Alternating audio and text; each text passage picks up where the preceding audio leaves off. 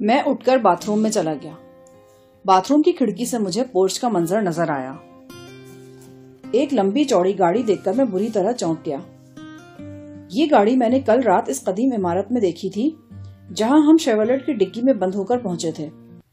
بعد ازاں مجھے پائپ کے ذریعے کمرے میں داخل ہونا پڑا تھا۔ گاڑی کا نمبر تک یاد تھا مجھے۔ پورچ میں اس گاڑی کے موجود ہونے کا مطلب تھا کہ اشارف اینڈ کو سے متعلق کوئی شخص ریسٹ ہاؤس میں موجود ہے۔ یہ آمد بے حد اہم اور تعجب خیز تھی۔ شیخ عاصم آج رات بھوپال سے واپس یہاں پہنچا تھا اور الگ صبح ایک دشمن جہاں اس سے ملاقات کے لیے آدھم کا تھا۔ میں نہائے بغیر باتھ روم سے نکل آیا اور چپل پہن کر کوریڈور میں پہنچ گیا۔ مجھ پر عائد بیشتر پابندیاں اٹھائی جا چکی تھیں اور اب میں ریسٹ ہاؤس میں آزادانہ گھوم سکتا تھا۔ میں شاندار بیوک گاڑی کے پاس سے گزرا۔ گاڑی کے قریب باوردی ڈرائیور موجود تھا اور ایک گن مین بھی آس پاس ٹہل رہا تھا۔ گاڑی کے شیشوں پر سفید براق غلاف تھے اور ڈیش بورڈ پر تازہ انگریزی اخبار کے علاوہ واکی ٹاکی سیٹ بھی رکھا تھا۔ بڑی شاہانہ ٹھاٹ باٹ والی گاڑی تھی۔ میرا دل مچل رہا تھا کہ اس گاڑی میں سوار ہو کر آنے والوں کے بارے میں معلوم کروں اور یہ معلوم کروں کہ وہ الگ صبح یہاں ریسٹ ہاؤس میں کیا کر رہے ہیں۔ یقیناً یہ کوئی بہت اہم میٹنگ تھی، لیکن میری سماعت اور بصارت کی رسائی اس میٹنگ تک نہیں تھی۔ میں ادھر ادھر گھومنے لگا اور جاننے کی کوشش کرنے لگا کہ مہمان کہاں ہیں۔ نشست گاہ میں تو زندگی کے آثار نظر نہیں آ رہے تھے۔ اچانک میرے ذہن میں جھونکا سا ہوا اور بدن میں سنسناہٹ دوڑ گئی۔ اگر مہمان اور شیخ عاصم اسٹڈی روم میں تھے تو میں ان کی گفتگو سن سکتا تھا۔ ابھی کل ہی آروشی نے مجھے بتایا تھا کہ وہ اسٹڈی روم میں مائکرو فون لگا چکی ہے اور اس کا ریسیور کمرے میں موجود ہے۔ آروشی ابھی تک واپس نہیں لوٹی تھی۔ میں تیز قدموں سے مین گیٹ کی طرف گیا۔ وہ آس پاس بھی کہیں نظر نہیں آ رہی تھی۔ معلوم نہیں زری گل اسے ورغلا کر کہاں لے گیا تھا۔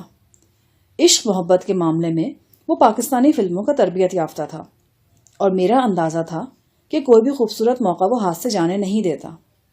آروشی کے معاملے میں بھی مجھے اس کی نیت ڈانو ڈول لگتی تھی۔ میں واپس رہائشی حصے کی طرف آ گیا۔ آروشی کے کمرے میں بلا اجازت داخل ہونا معیوب تو تھا لیکن بے حد ضروری بھی تھا۔ مجھے خدشہ تھا کہ کہیں وہ دروازہ مقفل کر کے نہ گئی ہو۔ یہ خدشہ درست نکلا۔ میں بے قراری میں ناچ کر رہ گیا۔ زری گل کو غائبانہ کئی صلواتیں سنائیں اور کوریڈور میں ٹہلنے لگا۔ خیریت گزری کہ 4-5 منٹ بعد زری گل اور آروشی واپس آتے دکھائی دیے۔ زری گل کی باتیں کھلی ہوئی تھیں اور وہ بڑے موڈ میں نظر آتا تھا۔ آروشی اس کی کسی بات پر دلکش انداز میں ہنس رہی تھی۔ میں نے جلدی سے آروشی کو اشارہ کیا کہ وہ اپنے کمرے میں پہنچے۔ آروشی میرے تاثرات دیکھ کر ٹھٹک گئی اور زری گل سے الوداعی کلمات کہے بغیر اپنے کمرے میں داخل ہو گئی۔ 2 منٹ کا وقفہ دے کر میں بھی کمرے میں چلا گیا۔ خیریت ہے؟ اس نے انگریزی میں پوچھا۔ مائکرو فون کا ریسیور کہاں ہے؟ الماری میں۔ نکالو جلدی سے۔ میرے خیال میں اسٹڈی روم میں کوئی بہت اہم گفتگو ہو رہی ہے۔ کیا زاکوان ہے وہاں؟ نہیں، کچھ اور لوگ ہیں۔ دروازہ اندر سے بند کرنا پڑے گا، آروشی نے کہا۔ میں اس کا مطلب سمجھ گیا۔ وہ میرے ساتھ کمرے میں بند ہو کر مجھے اور خود کو مشکوک نہیں بنانا چاہتی تھی۔ ٹھیک ہے، میں جاتا ہوں، تم ریسیور پر کچھ سننے کی کوشش کرو۔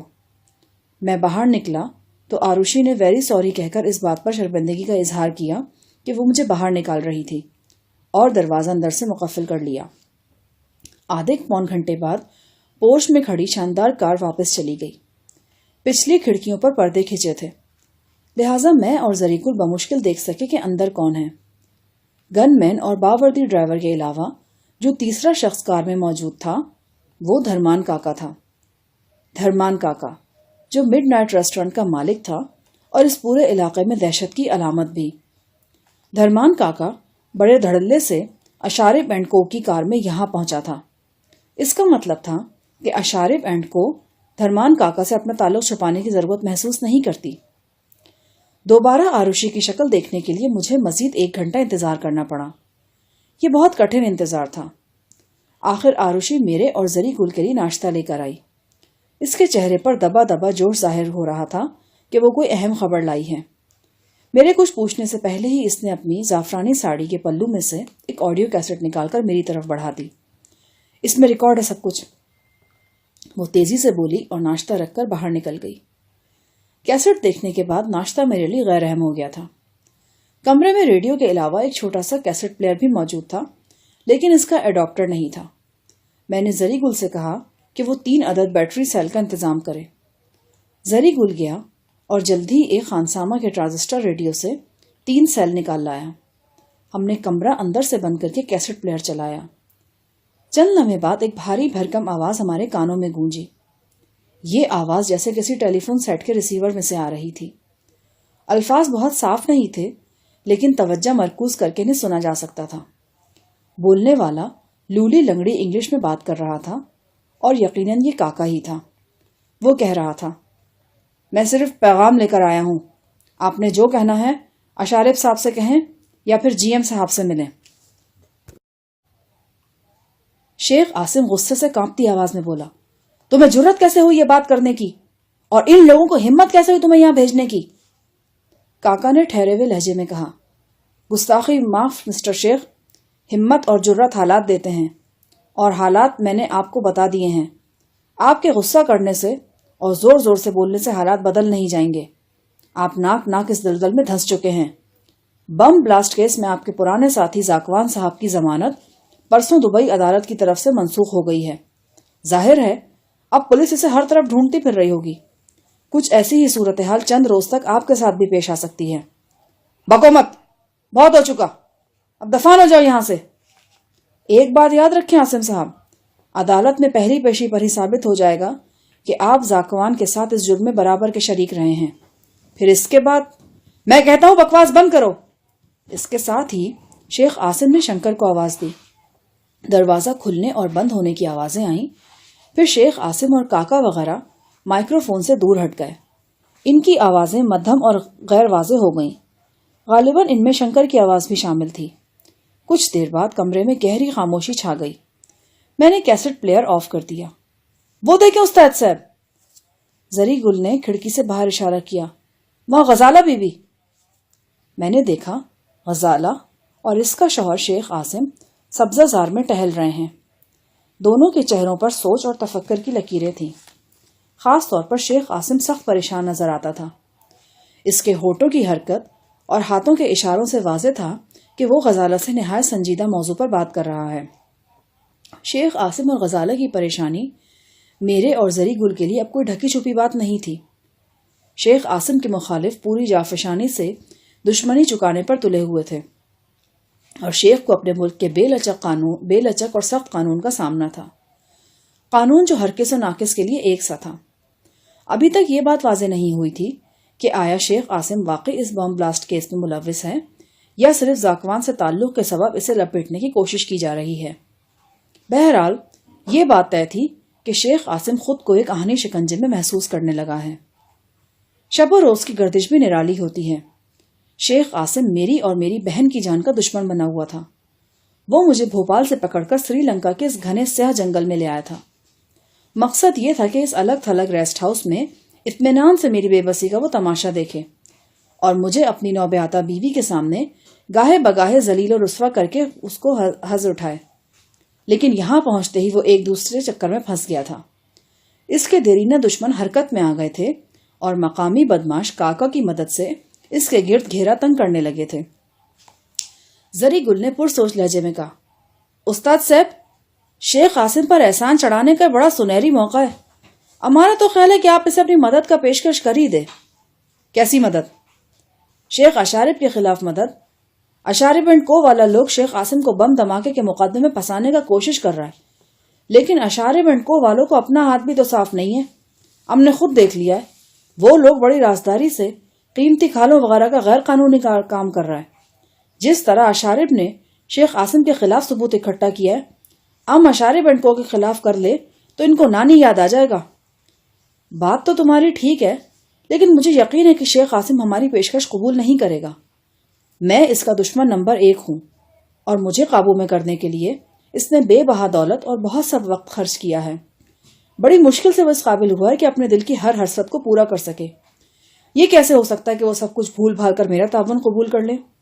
وہ ہرگز نہیں کرے گا، اور اگر کرے گا تو یہ صرف دھوکہ ہوگا۔ ہم آزادی کے لالچ میں الو بنیں گے، اور الو بننا میرے لیے سخت ناپسندیدہ کام ہے۔ ہماری سمجھ میں ایک طریقہ آتا ہے. آپ شیخ قاسم کو تعاون کا پیشکش اس شرط پر کریں کہ وہ فریال بی بی کو آزاد کر دے اور آپ کے اندر سے یہ ڈیوائس موائس والا چکر بھی ختم کر دے. اگر وہ آپ کی بات مان لے تو اس کا مطلب ہوگا کہ اس نے ہم سے کچھ نہیں لیا، ہم کو کچھ دیا بھی ہے. وہ جاہل گوار نہیں ہے. وہ بہن کا چھنکنا بڑی کتی چیز ہے. اس کے پاس شنکر جیسے کارندے ہیں. وہ ہر کام لے سکتا ہے ان سے. جو ہی ہم اسے بتائیں گے کہ ہم اشارے بینڈکو کے خلاف جاسوسی کر سکتے ہیں، وہ سمجھ جائے گا کہ کوئی اہم سراغ ہمارے ہاتھ لگ گیا ہے. وہ ہمیں دودھ کی مکھی کی طرح نکال کر ایک طرف رکھے گا اور باقی کا کام شنکر سے لے لے گا. مجھے امید نہیں کہ شنکر جیسے شیطان کے سامنے دھرمان کاکا کچھ بیچ سکے گا.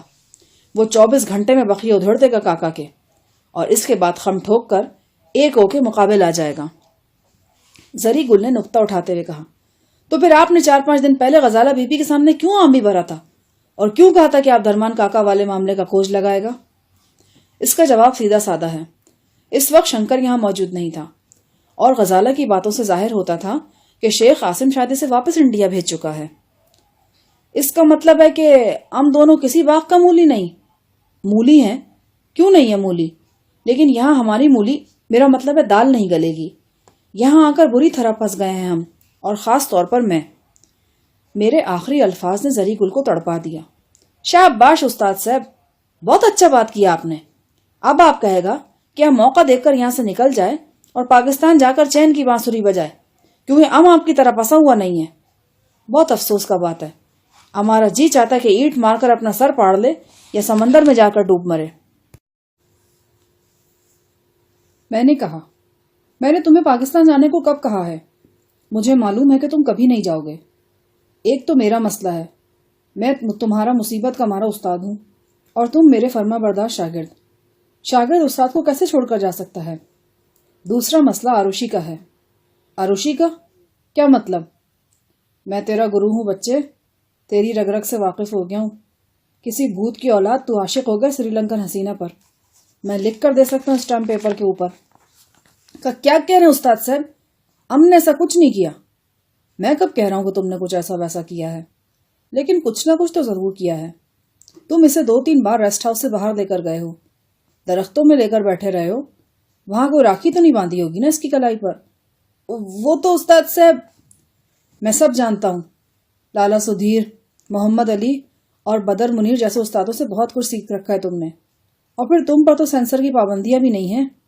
اوپر سے لولے ہو لیکن اندر سے بڑے ٹھرکی ہو. بتاؤ کہاں تک بات بڑھی؟ میں نے باقاعدہ اس کا کان مروڑا. کہیں تک بھی نہیں بڑھی جی، بات ہوا ہی نہیں. وہ تو ہمارا زبان ہی نہیں سمجھتا. ہم انگریزی میں کو رہا ہے، وہ اردو میں جاہل ہے. پیار کی ایک اپنی زبان ہوتی ہے میرے چاند. تم نے وہ گانا نہیں سنا؟ آنکھیں ہی کرتی ہیں سوال، آنکھیں ہی دیتی ہیں جواب. سنا ہے جی، لیکن ہم قسم کھاتا استاد صاحب کہ آپ غلط سمجھ رہے ہیں. اگر ہم یہاں رہنا چاہتا ہے تو اس کی وجہ صرف اور صرف آپ ہے. آپ آزما کر دیکھ لیں. ابھی ہم سے کہیں کہ زری گل الو کے پٹے چلو یہاں سے، ہم 1 سیکنڈ کا دیری کرے تو کافر. آپ کا کام ہمارے لیے حکم کا درجہ رکھتا ہے. اور جب میں کہتا ہوں کہ آروشی کے بارے میں بتاؤ تو دن دہاڑے جھوٹ بولتے ہو. آپ یقین کریں استاد صاحب، ایسا کوئی بات نہیں. اگر ہے بھی تو بس بہت تھوڑا سا، بس آٹے میں نمک کا مافق. وہ تھوڑا تھوڑا ہنستا ہے، ہم تھوڑا تھوڑا خوش ہو جاتا ہے. اللہ کی بنائی ہوئی چیز کو دیکھ کر خوش تو ہونا چاہیے نا. اللہ نے تو دھرمان کاکا کو بھی بنایا ہے، اسے دیکھ کر تمہاری باتیں کیوں نہیں کھلتی؟ اور ایک بات میں تمہیں ابھی سے بتا دوں بیٹے، یہ سری لنکن لوگ عاشق کو سوکھے ناریل سے باندھ کر آگ لگا دیتے ہیں. ہم عاشق نہیں ہیں، پھر بھی سوکھے ناریل سے بندھا ہوا اور جل رہا ہے. اس نے مجھ پر چوٹ کی تھی. میرا تو خیال ہے کہ تم پاکستان ہی چلے جاؤ. مجھ سے یہ مجبوری کی محبت کب تک نبھاؤ گے؟ ویسے بھی آثار بتا رہے ہیں کہ وہ خوبصورت بھوتنی سروش تمہاری زندگی عذاب بنانے کے لیے یہاں پہنچ گئی ہے. وہ ہمارا زندگی کی عذاب بنائے گا، ہم اب اس کے سینے پہ مونگ ڈلے گا. اب یہ جاہلوں کے امام عورتوں کے بارے میں ایسے نازک محاورے استعمال نہیں کرتے. کیسے محاورے؟ جیسے یہ محاورہ ہے، سینے پر مونگ ڈلنا. اچھا جی، آپ بات سے بات نہ نکالیں نا. ہم نے جو کہہ دیا وہ لوہے پر لکیر ہے. اگر آئندہ آپ نے ایسا غیروں والا بات کیا نا تو ہمارا آپ کا پکا پکا لڑائی ہو جائے گا. آپ یہ بات اپنے ذہن میں اچھی طرح بٹھا لیں کہ زری گل آپ کے ساتھ جیے گا اور آپ کے ساتھ مرے گا. رات 8-9 بجے کے لگ بھگ آروشی نے مجھے ایک اور کیسٹ لا کر دی. اس میں کیا ہے؟ مسٹر اینڈ مسز عاصم کی باتیں ہیں.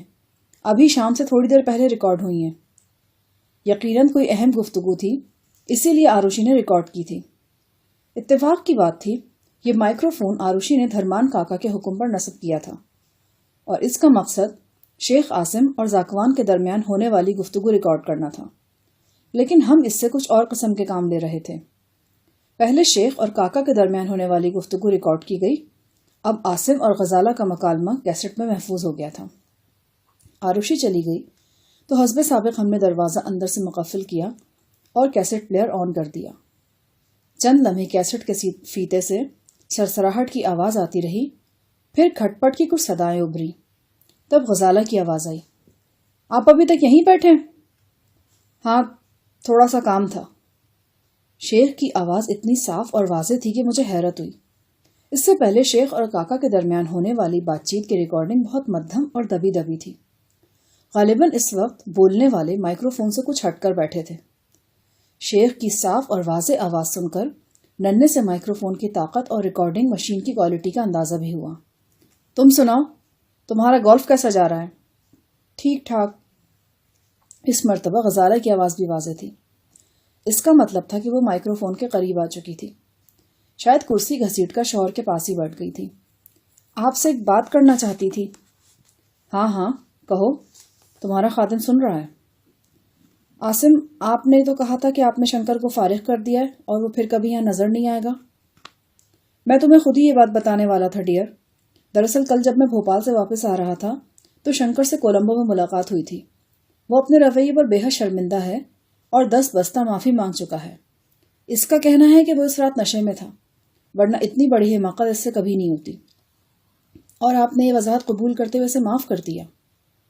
غزالہ نے دل گرفتہ لہجے میں کہا، دراصل ڈارلنگ، کبھی کبھی حالات کے پیش نظر بندے کو اپنے رویے میں تھوڑی سی لچک پیدا کر لینی چاہیے۔ تمہیں معلوم ہی ہے کہ یہ شنکر شکرک کس قبیل کا شخص ہے۔ تم اسے ہندوستان کے چند خطرناک اور بارسوخ ترین افراد میں شمار کر سکتی ہو۔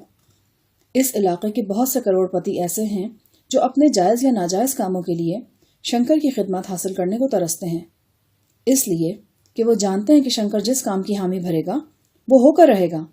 یہ وہ شخص ہے جو پیچھے ہٹنا یا شکست کھانا جانتا ہی نہیں ہے۔ اس وقت یہ شخص ہمارے ہاتھ بندھا غلام ہے اور موجودہ حالات میں ہمارے لیے بہت مفید ثابت ہو سکتا ہے۔ ہم اسے بہت کامیابی سے دھرمان کاکا اور اشارب اینڈ کو کے خلاف استعمال کر سکتے ہیں۔ سوں سوں کی آواز آئی اور محسوس ہوا کہ غزالہ رو رہی ہے۔ شیخ عاصم نے گھبرا کر کہا، بھائی یہ کیا حماقت ہے؟ ایسا کیا کہہ دیا میں نے؟ غزالہ اشک بار آواز میں بولی، آپ مجھے کچھ دنوں کے لیے پاکستان بھجوا دیں، میں امی کے لیے اداس ہو رہی ہوں۔ ڈارلنگ، تم ناراض ہو گئی؟ نہیں، میں ناراض نہیں ہوں۔ میں کیسے ناراض ہو سکتی ہوں آپ سے؟ پھر کیا بات ہے؟ وہی جو آپ سے کہتی ہے۔ اگر میں کوئی ایسا انتظام کر دوں کہ تمہیں دوبارہ شنکر کی صورت نظر نہ آئے تو؟ نہیں عاصم، آپ میرے لیے اتنی پریشانی نہ اٹھائیں۔ مجھے کچھ دنوں کے لیے لاہور بھیج دیں۔ اس دوران آپ کا کام ہو جائے گا اور میں بھی خود کو سنبھال لوں گی۔ سنبھال لوں گی؟ کیا مطلب؟ خود کو سمجھا لوں گی کہ آپ شنکر کے بغیر نہیں رہ سکتے اور مجھے گاہے بگاہے اس کا سامنا کرنا ہے۔ غزالہ نے آخری الفاظ بڑے آزردہ لہجے میں کہے تھے۔ 10-15 سیکنڈ خاموشی رہی، بس کھٹ پٹ کی مدھم آواز آتی رہی۔ پھر غزالہ کی منمناتی ہوئی آواز ابھری، چھوڑیں عاصم، کھڑکیاں کھلی ہیں۔ کھلی ہیں تو پھر کیا ہوا؟ چھوڑیں نا، کوئی دیکھ لے گا۔ دیکھ لینے دو۔ 15-20 سیکنڈ کے لیے پھر معنی خیز خاموشی طاری ہو گئی۔ اس خاموشی میں ہانپی ہوئی سانسیں سنائی دیتی تھیں یا غزالہ کی طلائی چوڑیوں کی کھنکھناہٹ۔ ہم آواز کی مدد سے شیخ عاصم کی خلوت میں جھانک رہے تھے، اور خلوت میں شیخ عاصم ایک بالکل مختلف شخص نظر آتا تھا۔ اس کا تمام روب داب، تنتنا اور روکھا پن ایک رومان انگیز وارفتگی میں ڈھل چکا تھا، اور وہ 35 سالہ خراٹ ایک 18 سالہ نوجوان کی طرح ریئیکٹ کر رہا تھا۔ چند لمحے بعد اس کی جذبات سے بوجھل آواز سنائی دی۔ اس آواز کو سرگوشی کہنا زیادہ مناسب تھا، لیکن یہ سرگوشی چونکہ مائکرو فون کے بہت نزدیک کی گئی تھی اس لیے ہمارے کانوں تک پہنچ رہی تھی۔ تم نے مجھے دیوانہ کر دیا ہے۔ چند لمحے کے بعد سے وہ عاصم بولا، غزالہ، میں نے جب نیو دہلی میں تم سے شادی کی تھی اس وقت میری سوچ کچھ اور تھی، لیکن آج کچھ اور ہے۔ میں سچ کہتا ہوں، میں بہت بدل چکا ہوں تمہارے سلسلے میں۔ تم روز بروز میری ضرورت بنتی جا رہی ہو۔ یوں لگتا ہے کہ میرے دل و دماغ پر تمہارے قبضہ ہو گیا ہے۔ ایسا کیوں ہے ڈارلنگ؟ کیا جادو ہے تمہارے پاس؟ بتاؤ نا مجھے، کیا کرتی ہو تم؟ مجھے نہیں معلوم۔ مجھے اندازہ ہوا کہ وہ دونوں اسٹڈی روم کے طویل صوفے پر نیم دراز ہیں اور ان کے چہرے اس سائڈ ٹیبل کے بالکل نزدیک آ گئے ہیں جس کے نیچے آروشی نے مائکرو فون چپکا رکھا تھا۔ اگر واقعی ایسا تھا تو اس بات کا خدشہ بھی موجود تھا کہ شیخ یا غزالہ کی نظر اس مائکرو فون پر پڑ جاتی۔ شیخ نے جذبات سے بوجھل لہجے میں کہا، لوگ کہتے ہیں عورت جب حاصل ہو جائے تو اس کی دلکشی ختم ہو جاتی ہے، لیکن تم ان عورتوں میں سے نہیں ہو ڈیئر۔ تمہارے حصول نے تمہاری طلب میں اضافہ کر دیا ہے۔ میں بہت پریشان ہوں تمہارے بارے میں۔ کیوں؟ داناؤں کا قول ہے کہ اگر کوئی مرد کسی عورت پر دل و جان سے عاشق ہو جائے تو وہ عورت اسے خون کے آنسو رلاتی ہے۔ اگر میں ایسی غلطی کر بیٹھوں تو تم بھی مجھ سے کہیں ایسا ہی سلوک نہ کرو۔ میری اتنی جرت، میں تو ادنا خاتمہ ہوں آپ کی۔ اوہ شٹ اپ، عاصم نے کہا، پھر چند لمحے معنی خیز خاموشی سانس لیتی رہی۔ پھر شیخ عاصم نے کہا، میرے لیے یہ فیصلہ کٹھن تھا، لیکن میں نے اب کر لیا ہے۔ شنکر آج ہی انڈیا واپس چلا جائے گا اور میرا یہ وعدہ ہے کہ تم آئندہ کبھی اس کی صورت نہیں دیکھو گی۔ آپ خوش ہو؟ میری خوشی آپ کی خوشی کے ساتھ ہے، لیکن یہ خوشی تمہارے چہرے پر نظر نہیں آ رہی، تو پھر کیا کروں؟ ہنس کر دکھاؤ، شیخ عاصم نے کہا۔ پھر یوں لگا کہ وہ اسے گدگدانے کی کوشش کر رہا ہے۔ پلیز عاصم، پلیز رہنے دینا۔ اب وہ دونوں اٹھ کر بیٹھ گئے اور تھوڑا سا دور بھی ہٹ گئے، لہٰذا ریسیور سے آنے والی آوازیں بھی نسبتاً کمزور پڑ گئیں۔ کچھ فقرے ٹھیک سے سننے کے لیے مجھے کیسٹ ریوائنڈ کرنا پڑا۔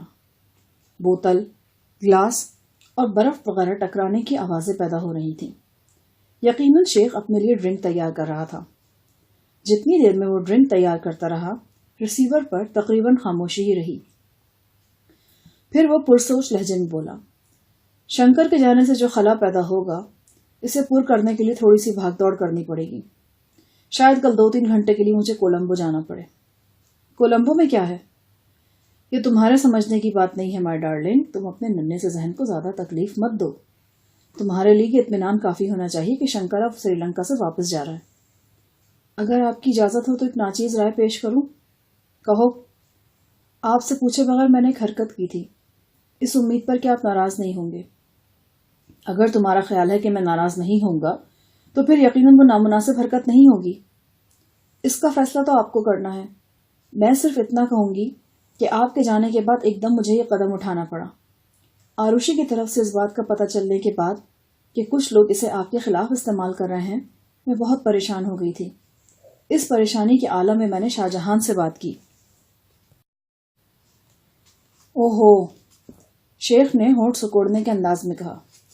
غزالہ مختصر لفظوں میں شوہر کو بتانے لگی کہ کس طرح اس نے ایک فاکس ویگن، نقدی اور ریوالور وغیرہ ہمارے حوالے کیا اور ہمیں دھرمان کاکا کی طرف بھیجا۔ دھرمان کاکا کے گنڈوں سے ہماری لڑائی اور میرے ہاتھوں کاکا کے ڈرائیور کی سنگین پٹائی کا مختصر احوال بھی غزالہ نے سنایا۔ غزالہ کی طرح شیخ عاصم کو بھی یہ سن کر حیرانی ہوئی کہ ہم دونوں کاکا کے ریسٹورینٹ میں تباہی مچانے کے باوجود صاف بچ نکلے اور بخیر و عافیت واپس آ گئے۔ آخر میں غزالہ نے اپنے شوہر کے سامنے یہ تجویز پیش کی کہ کیوں نہ وہ کام جو شنکر سے لیا جانے والا تھا اب مجھ سے لیا جائے۔ میرا نام سن کر شیخ عاصم چپ سا ہو گیا۔ کیا بات ہے؟ میری تجویز پسند نہیں آئی آپ کو؟ نہیں، ایسی بات نہیں ہے۔ موجودہ حالات میں تمہاری تجویز قابل غور ہے، مگر اس معاملے کے کچھ دوسرے پہلو بھی ہیں۔ میں جانتی ہوں وہ کون سے پہلو ہیں۔ پھر کیا رائے ہے تمہاری؟ میں نے شاہ جہاں سے سلسلے میں بات کی تھی اور ان پر واضح کر دیا تھا کہ انہیں جو کچھ کرنا ہوگا غیر مشروط طور پر کرنا ہوگا۔ اس خدمت کے عوض وہ آپ سے کسی قسم کی رعایت کے طلبگار نہیں ہوں گے۔ ہاں، اگر آپ اپنی مرضی سے انہیں کوئی چھوٹ دینے پر آمادہ ہوں تو اور بات ہے۔ شیخ کی شگفتگی اب گہری سنجیدگی میں ڈھل چکی تھی۔ کبھی کبھی لگتا ہے غزالہ بیگم کہ تم میرے اور شاہجہان کے درمیان پل بننے کی کوشش کر رہی ہو، لیکن میں نے پہلے ہی روز تمہیں بتا دیا تھا کہ یہ پل کبھی نہیں بنے گا۔ تم 1000 بار بھی تعمیر کرو گی تو ڈھہ جائے گا۔ میں دنیا کی ہر شے قربان کر سکتا ہوں، لیکن شاہجہان کی دشمنی قربان نہیں کر سکتا۔ لیکن آپ نے مجھ سے ایک وعدہ بھی کیا تھا۔ کون سا وعدہ؟ فریال کی رہائی کا۔ ہاں، لیکن یہ بھی کہا تھا کہ کسی مناسب موقع پر، اور ابھی وہ مناسب موقع نہیں آیا ہے۔ ایک چھوٹا سا وقفہ آیا جس میں بوتل اور گلاس کی کھن کھن سنائی دیتی رہی۔ تب غزالہ نے کہا، اگر شاہجہان غیر مشروط طور پر اس سلسلے میں مدد کرنا چاہیں تو؟ مجھے یقین نہیں کہ وہ ایسا کرے گا، اور مجھے اس کی مدد کی کوئی خاص ضرورت بھی نہیں۔ بہرحال اگر تم چاہتی ہو تو اس سے بات کر کے دیکھ لو۔ آپ تو ایک دم سے ناراض ہی ہو گئے۔ ناراض نہیں ہوں، لیکن میں نہیں چاہتا کہ جو معاملات ہم دونوں میں طے ہو چکے ہیں بار بار چھیڑا جائے۔ شاہجہان میرا مجرم ہے اور اسے سزا دینے کا پورا حق مجھے حاصل ہے۔ بہرحال اس کی سزا کے معاملے کو فی الحال جو کا تو رہنے رکھا جائے گا۔ فریال ہمارے قبضے میں رہے گی، لیکن اس کی جان اور عزت محفوظ رہے گی۔ شاہجہان کے جسم میں الیکٹرانک ڈیوائس موجود رہے گا، اور حسب موقع میں اس پر دیگر پابندیاں بھی لگا سکتا ہوں۔ میں نے کوئی نئی بات تو نہیں چھیڑی عاصم، میں تو یہ کہنا چاہ رہی تھی کہ… اوکے، چلو اپنے کمرے میں چلیں۔ نہیں، پہلے آپ اپنا موڈ ٹھیک کریں۔ ہو جائے گا، موڈ بھی ٹھیک ہو جائے گا، لیکن اب تھوڑا سا وقت تو لگے گا نا۔ کتنا وقت؟ رات تک کا، وہ ہلکے پھلکے انداز میں بولا۔ پھر دونوں ہنسنے لگے۔ دروازہ کھلنے کی اور بند ہونے کی آوازیں آئیں اور کیسٹ خاموش ہو گئی۔ یہ ساری گفتگو انگریزی میں ہوئی تھی، لہٰذا زری گل کی سمجھ میں نہیں آئی۔ وہ میرے پاس بیٹھا سر کھو جاتا رہا۔ میں نے کیسٹ پلیئر آف کیا تو سینے میں آگ سی لگی ہوئی تھی۔ میں نے آنکھوں سے کچھ نہیں دیکھا تھا، لیکن یوں لگتا تھا کہ سب کچھ آنکھوں سے دیکھا ہے۔ شیخ اور غزالہ کی خلوت کے منظر پردہ تصور پر انگاروں کی طرح دہک رہے تھے۔ ان کی سرگوشیاں کانوں میں زہر گھول رہی تھیں۔ جی چاہا کہ کیسٹ پلیئر کو اٹھا کر فرش پر پٹک دوں اور اس میں سے برآمد ہونے والی آواز کو ہمیشہ کے لیے خاموش کر دوں۔ بے بسی نے یہ کیا دن دکھایا تھا۔ غزالہ کسی اور کی ہو چکی تھی، اور میں شب و روز اس کے قریب رہ کر اس کی دوری کا تماشا دیکھنے پر مجبور تھا۔ شیخ نے یہ کیسے عذاب سے دوچار کر رکھا تھا مجھے۔ اس سے تو بہتر تھا کہ یہ سب کچھ نہ ہوا ہوتا جو ہوا تھا۔ میں اٹک جیل کے اندھیروں میں گم رہتا، چاندنی رات میں بیرک کے فرش پر لیٹ کر نور محمد کے پرسوز گانے سنتا اور یادوں سے جی بہلاتا۔ بے شک غزالہ مجھ سے دور رہتی، لیکن یہ ڈھارس تو ہوتی کہ میری بہن شفتہ کی طرح وہ بھی میرا انتظار کر رہی ہے۔ زندگی کے کسی موڑ پر، کسی انہونی کے نتیجے میں وہ بہار بن کر میری زندگی میں آ سکتی ہے۔ اس کے علاوہ ایک اور انکشافی میرے دل پر آرے چلا رہا تھا۔ کیسٹ سننے کے بعد مجھے یہ پتا چلا کہ غزالہ اپنے شوہر کو آروشی کے کردار سے آگاہ کر چکی ہے۔ وہ جان چکا تھا کہ آروشی کاکا کی آلائے کار بنی ہوئی ہے۔ میں نے غزالہ کو سختی سے ہدایت کی تھی کہ وہ آروشی کے بارے میں اپنی زبان بند رکھے گی، لیکن وہ ایسا نہیں کر سکی تھی۔ صبح آروشی ناشتہ لے کر آئی تو وہ بہت افسردہ تھی۔ اس کی آنکھیں سرخ اور سوجی ہوئی سی تھیں۔ آپ نے کیسٹ سن لی ہے تو انہیں ضائع کر دیں، یہ بہت ضروری ہے۔ تم کیسٹوں کی طرف سے بے فکر رہو، یوں سمجھو کہ وہ تھے ہی نہیں۔ وہ خاموشی سے برتن میز پر سجاتی رہی۔ کیا صرف اسی بات پر پریشان ہو؟ اس نے نفی میں سر ہلایا۔ پھر کیا بات ہے؟ وہ ایک دم رونے لگی۔ آنسو بڑی خاموشی کے ساتھ اس کی سیاہ آنکھوں سے نکلے اور ٹپ ٹپ تپائی پر گرے۔ میرے دوبارہ پوچھنے پر وہ بولی، مالک نے مجھے چھٹی دے دی ہے اور یہاں سے جانے کے لیے کل صبح تک کی مہلت دی ہے۔ وہ جان گئے ہیں کہ میں کاکا کے لیے کام کرتی رہی ہوں۔ مجھے پہلے سے خدشہ تھا کہ آروشی کے ساتھ ایسا کچھ ضرور ہوگا۔ شیخ عاصم کو یہ بات معلوم ہو چکی تھی کہ آروشی مخالف پارٹی کی آلائے کار بنی رہی ہے، اور اب اس کے لیے ممکن نہیں تھا کہ وہ اسے ریسٹ ہاؤس میں رہنے دیتا۔ عام حالات میں تو وہ آروشی کی کھال کھچوا کر اس میں گھس بھروا دیتا، لیکن یقیناً اس معاملے میں غزالہ آڑے آئی تھی، اور اس نے آروشی کو سنگین سزا سے بچوانے کے لیے صرف نوکری سے نکالے جانے پر راضی کر لیا تھا۔ اگر غیر جانبداری سے جائزہ لیا جاتا تو آروشی ہر طرح سے نرم سلوک کی مستحق تھی۔ شروع میں اس نے سخت دباؤ کے باوجود کاکا کے مقاصد کو پورا کرنے سے انکار کیا تھا، اور اسی ضد کی وجہ سے اس کی اکلوتی بہن نینا کا ہستہ بستہ گھر اجڑ گیا تھا۔ بعد میں نینا اپنی زندگی بھی ہار گئی تھی۔ خود آروشی کو بھی کاکا کے غنڈوں نے بدترین ذہنی تشدد کا نشانہ بنایا تھا اور اسے جنسی طور پر بھی ہراساں کرتے رہے تھے۔ بہرحال شیخ عاصم سے اس اعلیٰ ظرفی کی توقع ابس تھی کہ وہ آروشی کو یکسر معاف کر دیتا، لیکن مجھے شیخ سے زیادہ غزالہ پر رنج تھا۔ اس نے میری درخواست کے باوجود اپنے شوہر کو آروشی کے راز میں شریک کر لیا تھا اور یہ نہیں سوچا تھا کہ اس کا نتیجہ مصیبت زدہ آروشی کے حق میں کتنا برا نکل سکتا ہے۔